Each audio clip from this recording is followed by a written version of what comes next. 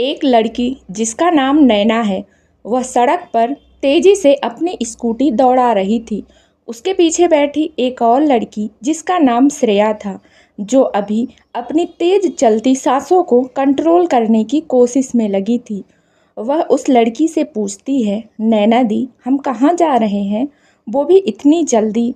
Please ये scooty थोड़ा धीरे चलाइए ना, मुझे डर लग रहा है।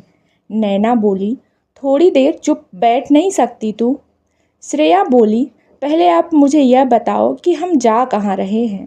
नैना बोली, तुझे पता है ना, आज मुझे देखने के लिए लड़के वाले आने वाले हैं। श्रेया ने कहा, हाँ मैं जानती हूँ, आंटी ने मुझे बताया था, पर हुआ क्या है? नैना बोली, मुझे उससे शादी नहीं करनी। श्रेया, प्लीज़ कुछ करना, मैं किसी और लड़की को पसंद करती हूँ। तभी श्रेया बोली, तो दी आपको यह बात अंकल को बतानी चाहिए थी ना। नैना कहती है, तुझे क्या लगता है मैंने कोशिश नहीं की है? मैंने पापा से बात की, पर पता नहीं आज जो मुझे देखने आने वाला है उसने पापा पर क्या जादू किया है। पापा एक ही रट लगाए बैठे हैं कि शादी होगी तो उससे ही होगी, इसलिए मैं तुझे लेकर यहाँ चली आई। जब तक वो लोग वापस नहीं चले जाते हम यहीं रहेंगे। फिर वे दोनों रेस्टोरेंट में जाकर बैठ जाती हैं। श्रेया, जो कब से उसकी बात ध्यान से सुन रही थी, कुछ सोच कर बोलती है, दी, अगर आप अंकल को घर पर नहीं मिली और उन्होंने आपका रिश्ता ऐसे ही तय कर दिया तो? नैना घबराते हुए बोली, यह तो मैंने सोचा ही नहीं। तभी श्रेया सोचते हुए बोली, दी, हम कुछ ऐसा नहीं कर सकते कि उस लड़के को ही घर जाने से रोक सके। नैना बोली, पर वो हमारे कहने से रुकेगा थोड़ी ही। फिर श्रेया बोली, हाँ, पर अगर कुछ ऐसा करें कि वह घर तक ना पहुंच सके तो? पर इससे पहले आप मुझे उस लड़के के बारे में बताइए जिसे आप पसंद करती है। आपने उससे बात की इस बारे में कि नहीं? नैना बोली, हाँ मैंने बात की है उनसे, पर वह अभी यहाँ नहीं है, किसी मीटिंग के सिलसिले में बाहर गए हुए हैं, पर कल तक वो आ जाएंगे। फिर वह पापा से बात करने को भी आने वाले हैं, पर आज। तभी श्रेया ने कहा, हाय आप तो शर्मा गई। ठीक है, आप बेफिक्र होकर घर जाइए, मैं उसे रोकती हूँ। आप सिर्फ मुझे उसकी थोड़ी बहुत डिटेल दे दीजिए। फिर नैना उसे कुछ डिटेल देकर घर को निकल जाती है। श्रेया अब उस लड़के को कैसे रोका जाए यह सोचने लगती है। कुछ सोच कर वह स्कूटी की चाबी हाथ में घुमाती हुई रेस्टोरेंट से बाहर निकल जाती है। वो लोग 12 बजे घर आने वाले थे, अभी टाइम 9:30 हो गया है। वह जल्दी से उस लड़के के घर की ओर निकल जाती है। रास्ते में वह सिग्नल पर अपनी स्कूटी रोकती है। वह मन में उस लड़के को रोकने के बारे में सोच रही थी, इसलिए उसका ध्यान रेड सिग्नल पर गया नहीं और उसने स्कूटी चालू कर दी। आगे एक ब्लैक कार से उसकी स्कूटी की टक्कर हो गई। उसके मुंह से सिर्फ एक वर्ड निकला, ओह नो। उसने अपना सिर पीट लिया। वह दोनों अपनी गाड़ी साइड में लगा देते हैं। ट्रैफिक हवलदार भी वहां आ जाता है।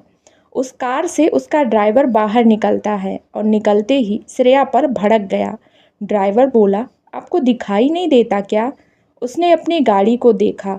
स्कूटी के टकराने से वहाँ काफ़ी गहरा स्क्रैच हो गया है। उसने देखा तो उसका गुस्सा और बढ़ गया। ड्राइवर बोला, अगर आपको गाड़ी चलानी नहीं आती तो क्यों लेकर घूमती हो? और ना जाने वह क्या क्या बोलने लगा। तभी श्रेया बोली, देखिए मैं मानती हूँ मुझसे गलती हुई है, पर मैं आपसे माफ़ी मांगती हूँ, प्लीज़ मुझे माफ़ कर दीजिए। तभी उस गाड़ी से एक लड़का बाहर निकला। 6 फुट हाइट, गोरा रंग, छोटी नाक, पतले होंठ। वह बहुत हैंडसम लग रहा था। किसी भी लड़की को अपनी ओर अट्रैक्ट करने के लिए उसकी सिर्फ एक झलक काफ़ी थी। श्रेया भी उसे देखती रह गई। तभी लड़का कार को देखकर बोला, तुम्हारे माफ़ी मांगने से जो हमारा ये नुकसान हुआ है वह ठीक हो जाएगा। अब गलती तो श्रेया से हुई थी, इसलिए उसने एक प्यारी सी स्माइल के साथ कहा, आपका जो भी नुकसान हुआ है मैं आपको देने के लिए तैयार हूँ। ड्राइवर बोला, तुम्हें पता भी है यह गाड़ी कितने की है? श्रेया कुछ नहीं कहती है। तभी लड़का बोला, ठीक है, कितने दोगी तुम इस नुकसान की भरपाई के लिए? श्रेया मासूमियत से कहती है, 5,000 रुपये काफ़ी होंगे ना? वो लड़का उसकी बात सुन हंसने लग जाता है। उसकी हंसी मानो श्रेया को चुभ रही थी। उसे लग रहा था जैसे वह उसकी इस बात का मजाक बना रहा हो। श्रेया गुस्से से कहती है, 5,000 रुपये में तुम्हारा ये स्क्रैच ठीक हो जाएगा ना? इसमें इतना हंस क्यों रहे हो? तुम्हें और ज़्यादा चाहिए क्या? लड़का ड्राइवर से बोला, चाचा आपको क्या लगता है 5,000 रुपये में हमारा स्क्रैच ठीक हो जाएगा? उसने 5,000 पर कुछ ज़्यादा ही जोर डाला। ड्राइवर श्रेया से बोला, तुम्हें पता भी है यह गाड़ी कितनी महंगी है और तुम 5,000 दोगी? इसमें क्या होगा? श्रेया बोली, देखिए आपका जितना भी खर्चा होगा मैं आपको देने के लिए तैयार हूँ। आप मुझे बताइए कितने होंगे? लड़का बोला, तुम सच में देना चाहती हो? श्रेया ने हाँ में गर्दन हिला दी। लड़का बोला, ठीक है, अपना फ़ोन दो। श्रेया बोली, क्यों? मैं आपको पैसे देती हूँ ना। उसने अपना पर्स देखा। वह सुबह नैना के साथ जल्दी आने के चक्कर में अपना पर्स लाना भूल गई थी। अब उसने अपना सिर पकड़ लिया। वह लड़का मुस्कुराते हुए बोला, क्या हुआ? श्रेया बोली, क्या आप थोड़ी देर वेट कर सकते हैं? मैं अभी मेरी दी को पैसे लेकर बुलाती हूँ। लड़का बोला, मेरे पास फालतू टाइम नहीं है बर्बाद करने को। लड़का ड्राइवर से बोला, गाड़ी निकालो, हमें देर हो रही है। लड़का श्रेया से बोला, फ़ोन दो। श्रेया ना चाहते हुए भी अपना फ़ोन उसे दे देती है। वह लड़का उसके फ़ोन में अपना नंबर डायल करता है और बोला, यह मेरा नंबर है, अपना प्रॉमिस भूलना मत। बिल भेज दूंगा और अपनी गाड़ी में बैठकर रवाना हो जाता है। श्रेया तो बस उसे देखती रह जाती है। वह लड़का अपनी गाड़ी लेकर आगे बढ़ गया और श्रेया बस उसे जाते हुए देख पाई। उसका मन तो कर रहा था कि इसकी अकल ठिकाने लगाए, पर अभी उसके पास भी टाइम नहीं था। वह भी अपने रास्ते निकल गई। गाड़ी में बैठा वह लड़का मन ही मन मुस्कुरा रहा था। उसके पास बैठा हुआ रोहित, जो कबीर का छोटा भाई है, वह उसे देख कर कहता है, क्या बात है? KRR ग्रुप ऑफ कंपनी का मालिक कबीर खुराना, जो अपने खड़ूस लुक के लिए फेमस है, वह हंस रहे हैं, वो भी अपनी फेवरेट गाड़ी के एक्सीडेंट होने पर। आपकी फेवरेट गाड़ी का एक्सीडेंट हुआ है, इसलिए आपको कोई सदमा तो नहीं लग गया ना? रोहित बोला, चाचा मुझे लगता है हमें गाड़ी हॉस्पिटल की ओर ले जानी चाहिए। तभी उसके सिर पर एक चपत लगाते हुए कबीर कहता है, चुप कर वरना मार खाएगा। रोहित बोला, भाई सच बताना, क्या आपको वो लड़की पसंद है? कबीर उसे घूरते हुए कहता है, यह क्या बकवास है? अपना अपना ये दिमाग ना तू काम में लगाया कर। रोहित बोला, भाई सच बोल, अगर ऐसा कुछ है तो आप मुझे बता सकते हो। मैं जानता हूँ मैं छोटा हूँ, पर मैं इसे अच्छे से हैंडल कर लूँगा। कबीर उसके कान पकड़कर कहता है, अच्छा तो मिस्टर रोहित खुराना इतने बड़े हो गए हैं कि वो अपने बड़े भाई की शादी भी करवा सकते हैं। रोहित बोला, आओ भैया कान छोड़ो ना, मैं तो बस आपकी खिंचाई कर रहा था। जानता हूँ द ग्रेट खूब कबीर खुराना किसी भी लड़की के पीछे नहीं भागते, लड़कियाँ कबीर खुराना के पीछे भागती हैं। ड्राइवर दोनों की यह प्यारी सी नोक झोंक देख मुस्कुराने लगता है। कबीर और रोहित दोनों भाई हैं। इनका इस दुनिया में एक दूसरे के अलावा कोई नहीं है। इनका एक खास दोस्त और भी है। ये तीनों बचपन से साथ रहे हैं। तीनों के बीच बहुत प्यार और विश्वास है। तीनों ने अपनी मेहनत के बल पर KRR कंपनी खड़ी की है। दोस्त का नाम रेहान कपूर है। तभी रोहित कहता है, वैसे भाई रेहान भाई कब आने वाले हैं? कबीर बोला, कल उसका काम हो गया है, वह कल आ जाएगा। फिर ड्राइवर बोला, सर हम पहुंच गए। इधर श्रेया नैना को देखने आने वाले लड़का, जिसका नाम वंश था, उसका पीछा कर रही है। श्रेया कहती है, कमाल है, इसे तो दी को देखने जाना था ना, तो यह गाड़ी सड़कों पर क्यों दौड़ा रहा है भाई? कहीं तो ब्रेक मार। वंश गाड़ी को रेस्टोरेंट के सामने रोकता है और अंदर चला जाता है। फिर श्रेया भी उसके पीछे अंदर चली जाती है और अंदर का नज़ारा देखकर दंग रह जाती है। वंश एक लड़की के साथ बैठा था। वह लड़की बहुत रो रही थी और वंश शांति से उसे देख रहा था। वंश कहता है, देखो इशिका, अब कुछ नहीं हो सकता। मैंने फैसला ले लिया है।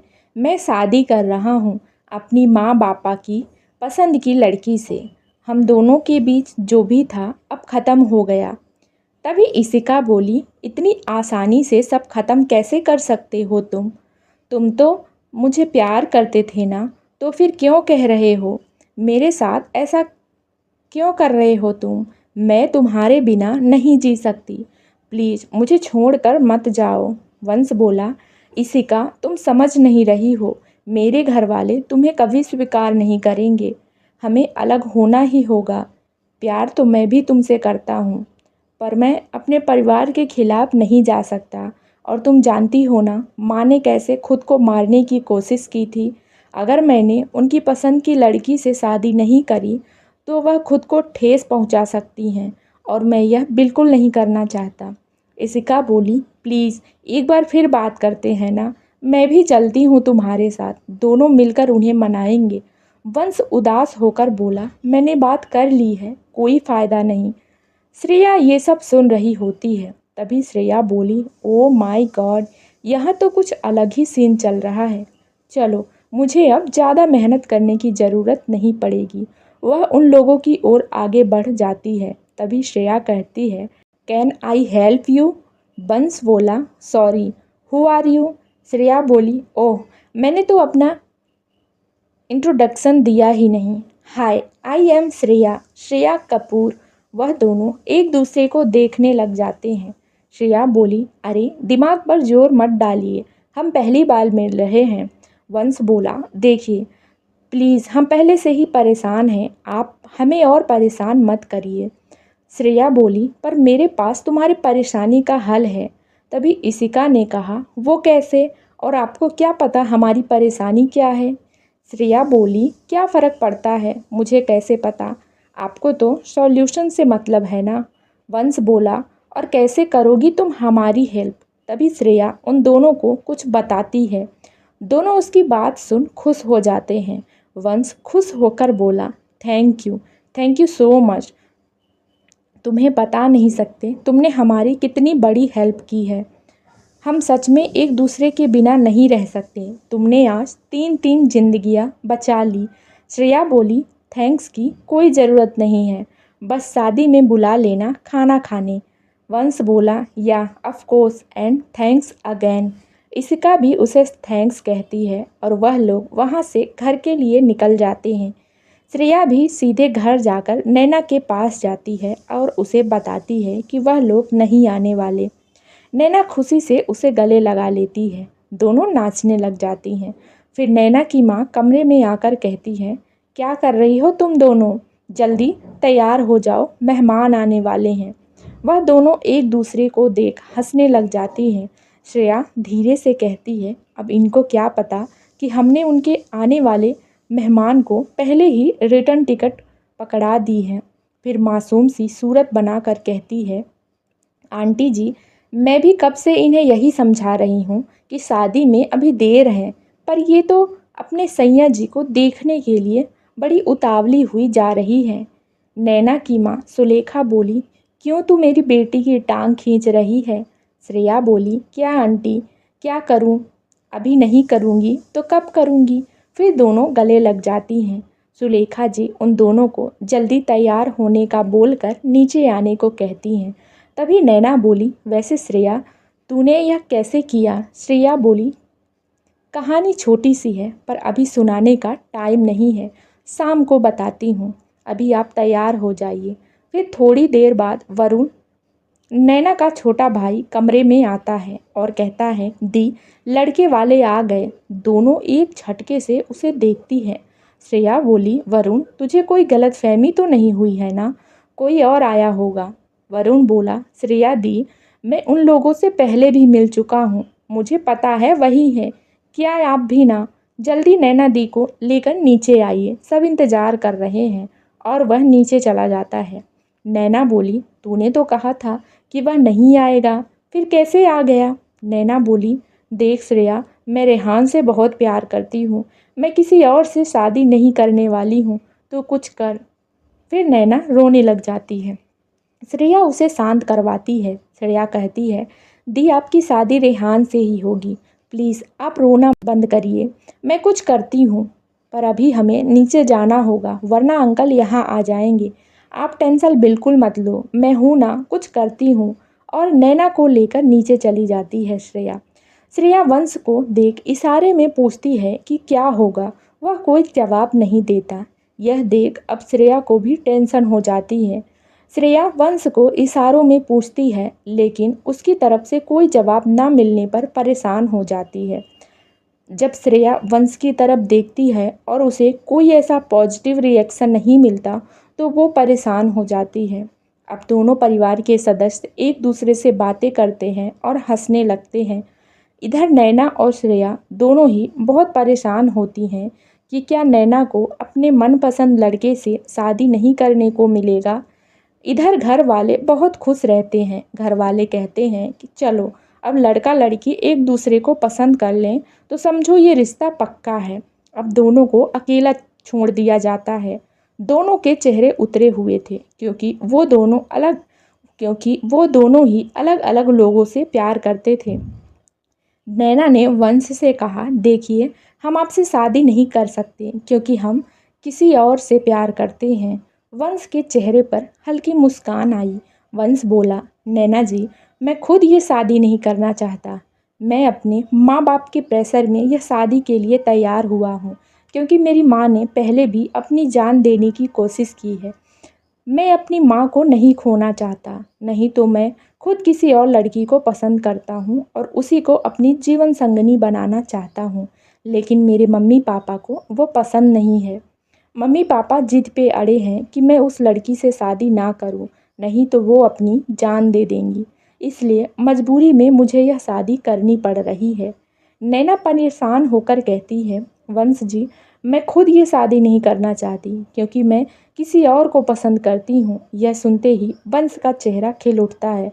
उसने नैना से कहा, नैना जी, आपने मुझे ये बात पहले क्यों नहीं बताई? जब हम दोनों ही अलग अलग लोगों को पसंद करते हैं तो हम शादी के बाद कैसे एक दूसरे के साथ खुश रह सकते हैं? हम शादी प्रेशर में आकर कर भी लेते हैं तो भी हम खुश नहीं रह पाएंगे।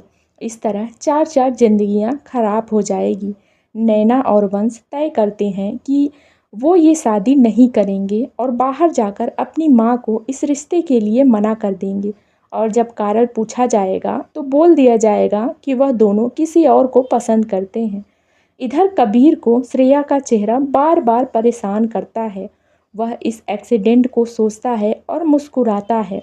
शायद कबीर को श्रेया से प्यार हो गया था, तभी उस दिन से श्रेया का ख्याल कबीर को परेशान करने लगा। वो रोज़ श्रेया का नंबर अपने फ़ोन के स्क्रीन पर लिखता और मिटाता। इधर वंश और नैना बाहर जाकर इस रिश्ते को मना कर देते हैं। श्रेया घबराई हुई थी कि क्या होगा।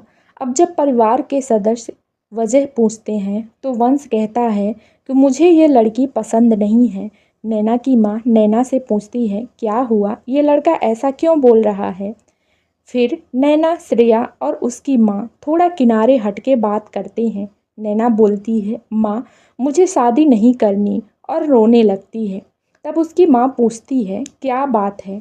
नैना रोती रहती है। तब श्रेया कहती है, आंटी जी, मैं बताती हूँ।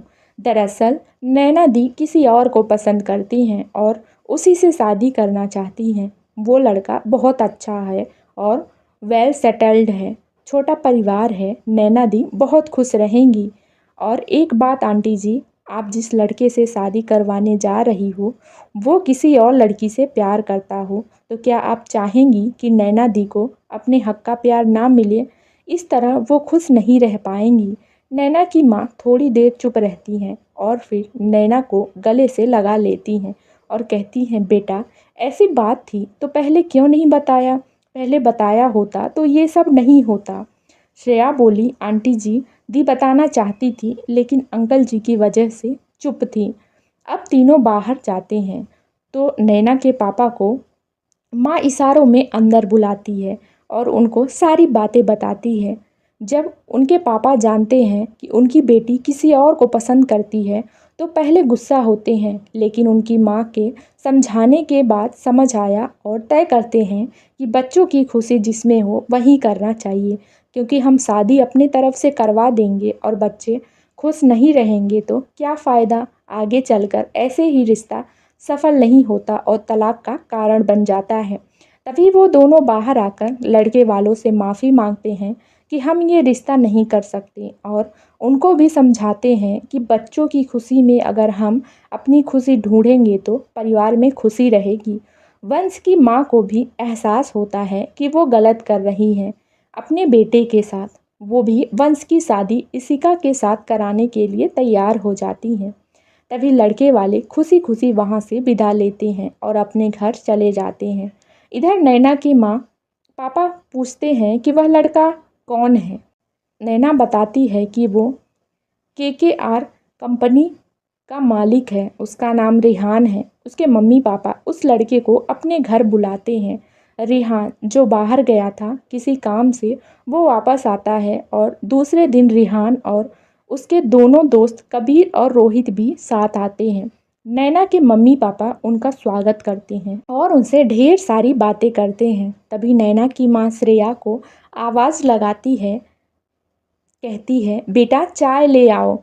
तब श्रेया ब्रेकफास्ट लेकर बाहर आती है, और जब श्रेया चाय का ट्रे बाहर लेकर आती है और चाय टेबल पर रखती है, उस समय कबीर वहाँ नहीं होता है। उसका बीच में कॉल आ गया जिसे अटेंड करने के लिए वो बाहर चला गया था। इधर श्रेया सबको चाय दे रही होती है। उतने में ही रेहान कबीर को आवाज़ लगाता है। रेहान कहता है, कबीर भाई कहाँ हो, इधर आओ, चाय ठंडी हो रही है। कबीर बोला, हाँ हाँ आ रहा हूँ भाई। तभी कबीर अंदर आता है। तब श्रेया और कबीर एक दूसरे को देखते हैं। कबीर बोला, तुम? श्रेया ने कहा, आप यहाँ कैसे? आप यहाँ भी आ गए? हम बोले थे ना कि हम आपका सारा भुगतान कर देंगे। वहाँ बैठे सभी लोग आश्चर्य से देखते हैं। रोहित यह सब देखकर हंसता है। रिहान कबीर से पूछता है, कबीर तुम एक दूसरे को जानते हो? नैना भी श्रेया से पूछती है। नैना बोली, क्या बात है, किस भुगतान की बात कर रही हो? तब श्रेया नैना को सारी बातें बताती है जो उस दिन हुआ था जब वो बंश से मिलने जा रही थी। तो कबीर रिहान से कहता है, अरे भाई मैंने बताया था ना एक्सीडेंट के बारे में।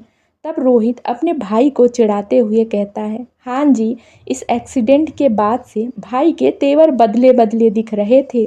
तभी वहाँ बैठे सभी लोग यह सुनकर हंसने लगते हैं। श्रेया कबीर एक दूसरे को देखते हैं और हंसते हैं। तभी नैना के मम्मी पापा रिहान से पूछते हैं, बेटा तुम्हारे मम्मी पापा? तब रिहान कहता है, अंकल जी मेरे मम्मी पापा अब इस दुनिया में नहीं हैं, जो हैं बस यही दोनों हैं। रिहान कबीर और रोहित की तरफ इशारा करते हुए बोला। नैना के मम्मी पापा बोले, अच्छा सॉरी बेटा। रिहान बोला, अरे कोई नहीं अंकल, इट्स ओके। नैना के मम्मी पापा ने नैना और रिहान का रिश्ता पक्का करते हुए बोला, चलो बेटा अब तुम हमारे दामाद हुए। इधर कबीर चुपके चुपके श्रेया को देखे जा रहा था। वो कबीर खुराना जिस पर हजारों लड़कियां फिदा थी, वह आज अपना दिल एक लड़की को दे बैठे हैं जिसका नाम श्रेया था। कबीर तो श्रेया को पसंद करने लगा था, लेकिन श्रेया कबीर को पसंद करती है कि नहीं यह नहीं पता था। फिर नैना के मम्मी पापा बात करते हैं और फिर उनके जाने का समय हो जाता है। कबीर और रोहित भी पाँव छूते हैं और घर से बाहर जाने लगते हैं। उन लोगों को छोड़ने श्रेया, नैना और उसके मम्मी पापा भी बाहर तक जाते हैं। कबीर जाते जाते श्रेया के पास आकर बोलता है, भूलना मत, प्रॉमिस पेमेंट पेंडिंग है, और यह कहकर गाड़ी में बैठ जाता है। कबीर, रेहान और रोहित अब नैना के घर से चले जाते हैं। इधर नैना श्रेया को छेड़ती है। नैना कहती है, कबीर जी का पेमेंट किया था या नहीं? श्रेया चिढ़ते हुए बोली, क्या नैना दी, आप भी ना, अब आप भी मत शुरू हो जाइए, एक लोग कम है जो आप भी शुरू हो गई। नैना श्रेया को गले लगाते हुए बोली, अरे मैं तो बस यूं ही बोल रही थी, पर पता नहीं क्यों ऐसा लगता है कि कबीर जी तुझे पसंद करते हैं। तभी श्रेया हंसते हुए बोली, कुछ भी दी, आप भी पता नहीं क्या सोचती रहती हैं। फिर रात में सब अब डिनर करके अपने अपने रूम में चले जाते हैं। तभी श्रेया अपने रूम में जाती है और सोने की कोशिश करती है, लेकिन जैसे ही वह अपनी आंखें बंद करती है वैसे ही उसे कबीर जी का चेहरा नज़र आता है और उसकी आंखें फिर से खुल जाती हैं। ऐसे ही काफ़ी देर तक श्रेया परेशान रहती है। वो कभी अपनी बालकनी पे जाती है तो कभी किताबें पढ़ती है, पर कबीर जी का चेहरा और उसकी आवाज़ें सुनाई देना बंद नहीं होती। फिर श्रेया के फ़ोन की बेल बजती है। रात के 12 बज रहे थे। देखा तो अननोन नंबर था। श्रेया ने कॉल कट कर दिया। उधर से फिर से कॉल आता है। कॉल रिसीव ना होने पर टेक्स्ट मैसेज आता है, श्रेया जी कॉल तो उठाइए, मुझे पता है आपको नींद नहीं आ रही होगी। तभी उसे फिर से कॉल आता है। तभी श्रेया कॉल उठाती है और कहती है, हेलो कौन? उधर आवाज़ आती है, अरे बड़ी जल्दी भूल गई आप तो, अभी दिन में ही मिले थे। फिर श्रेया बोली, अच्छा कबीर जी, इतनी रात को कैसे याद किया? कबीर बोला, अरे बस नींद नहीं आ रही थी तो हम सोचे लाओ आपको फिर से याद दिला देते हैं। फिर श्रेया और कबीर काफ़ी देर तक बातें करते हैं। बात करते करते दोनों को नींद आने लगती है। श्रेया बोली, ठीक है कबीर जी, चलिए अब सो जाइए, गुड नाइट।